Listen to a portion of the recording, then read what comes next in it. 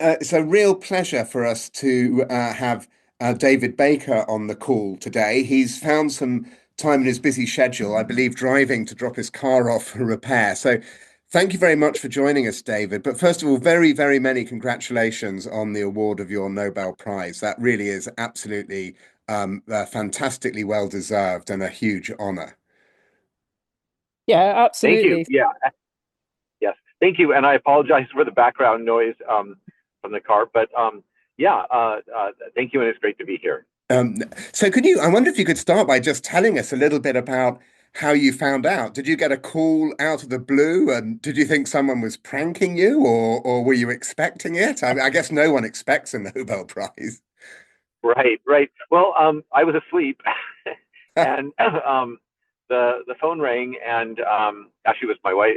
My wife had it, and then uh, she answered and realized it was from Sweden and got very, very excited and started screaming. So then I tried to I tried to listen to them, and I couldn't quite understand what they were saying. But ultimately, the point was made and got across. Well, and fantastic. And then I guess you found it a bit difficult to go back to sleep after that. Yes, it was. Then yeah, that's one thing. You don't really get much sleep afterwards because then I think it was 1:30 in the morning, and then from that point there are events and press conferences and interviews that you have to do. So it was a little bit of an exercise in sleep deprivation. So does that happen immediately, straight after the phone call, all the press start get Yeah, going? Wow. right. Because they call you, and then I think it's just shortly afterwards. My, I was a little foggy about exactly what happened that morning, but a little bit afterwards, then they make the official announcement, and then they so you have to be there for that, and then they do an interview, and then after that, then the press starts showing up at your house. So yeah, it's quite a production overall. Wow. And And I then guess life will never be the same again now, right? I mean, it sounds like a cliche, but in this case, it's really real, right? Yeah, it is. Yeah, well, actually, for me, I just decided I wasn't going to travel. That really my job is to be, focusing on mentoring all the students and postdocs in my lab and focusing on research in my lab. So I actually have pretty much an absolute no travel rule. I went to Stockholm, and I've gone to a couple things where, where I really didn't have a choice, but pretty much I'm in the lab every day like I used to, and everyone in the lab treats me just like the way they used to. I think I've gotten a little bit less excited about going outside the lab to give talks because, there are lines of people wanting to take selfies, and I've discovered that there's one thing I really hate in life, and that is selfies. So with people I don't know. So I think I've been a little protected from what the distractions that often come with this. well, thank you so much for joining us on the podcast. Given all of that, I mean, this must be but the second greatest honor you've had since the Nobel Prize. Of course, yes. So, Simon, you've got a couple of science questions I think you wanted to ask. We did speak to a couple of your group about the research already, David, but Simon's going to follow up with a couple more. Great, great. So I mean, I do molecular dynamics, so it's not completely in the same area, but not so far away. And I was just wondering if you could tell us some of your thoughts about protein design being done in a with robotics and a more automated sort of approach, and where you think that's going, and are we even close to that becoming a ubiquitous thing, you think? Well, I think protein design is becoming more and more widely used. I mean, we've made all of our computational methods, which are all deep learning AI methods, they're freely available to the world, and lots of people are using them to design really exciting new proteins. And then testing, requires being able to test designs, you have to make synthetic genes that encode them because they're brand new, and then you have to make them in bacteria or some other way. And so it's so there's so it's not trivial, but I think it is becoming more and more standard, and I think this will become the way to make things like binders in the relatively near future. Yeah, because I guess once you've unlocked the rules of binding and the motifs and things, then I guess it's a little becomes, I'm not trying to trivialize it, but I guess it almost becomes a bit like Lego and putting things together.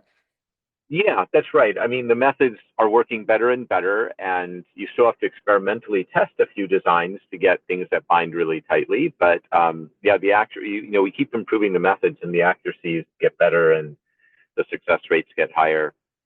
Uh, And, so, and so in terms of the AI methods and the training data for that, do you see in the future sort of the sources of that training data diversifying, or do you think perhaps it would yeah, narrow? I think that right now we're really using the protein structure data bank, which was, the work of tens of thousands of people over 50 or 60 years who really dedicated their lives to solve structures. I think it would be, there aren't as good, really well curated sets of things like binding affinities, but as those are put together, those will be very useful too. And so, are there particular classes of protein where your approach is going to be most effective in terms of designing, Well, we've designing made products? binders now. We've made design binders against a really wide class of proteins like pathogens and toxins, like in this case, human cell surface proteins for cancer targeting and for autoimmunity. We've made binders even to inorganic minerals. These were very interested in templating inorganic mineral growth, like making new compounds sort of analogous but different from bone and tooth and shell. We've made binders to nanotubes, where there's really a very broad range of things we can make binders to. And recent work is really focused on catalysis, so making and designing proteins that make and break chemical bonds. And are the proteins where this won't work that you're aware of, or should it work for all for any? Well, it works pretty broadly. I mean, one of the other recent advances is to be able to design proteins that bind to disordered targets. So Oh, wow. disordered proteins and peptides we can now make binders to quite effectively. Wow. I guess perhaps RNA might still be a challenge, or do you think that's correct too? Yeah, RNAs, we're working on RNA. It's definitely harder because there are fewer examples. We've made a lot of progress in sequence-specific DNA binding, and we have our first sort of hits on RNA binding, but we need to validate them better. Okay, great. And I guess the sort of question perhaps you get asked this a lot is, what do you think is the next big challenge now then in this area? Well, there are a lot of big challenges. One thing I'm very interested in is molecular machines, proteins uh, that consume a fuel and use that to cycle between conformations, which have which bind, which drives binding and unbinding, and so you can do work on the outside environment. For example, power movement. I'm also very excited about things like therapeutic proteases, which degrade their targets. So there's a lot of exciting new things on the horizon. So I guess there you have to also integrate not just structure, but thermodynamics and kinetics too, right? That's right. You have to model multiple different states. Oh, that sounds fascinating. Can't wait to see your data on that. Yeah. I appreciate we're running out of time, David. You very kindly gave us 15 minutes, but anything else you'd like to ask? So I'm just grateful that David's given us this time. It's been Yeah. really Well, thanks. I'm sorry about the confusion. I'm actually at the mechanic now, so they're wondering why I'm still in the car. Okay. Well, But yeah, it thank was great to talk, and thanks for being flexible about the time. well, and oh, thank very you. many congratulations once again. Thank you. Thanks. Okay. Okay. Bye. Bye bye. Bye. Bye. Hey, Syma. I've just been thinking about that amazing conversation that we've had about these new proteins that David Baker and his team have produced.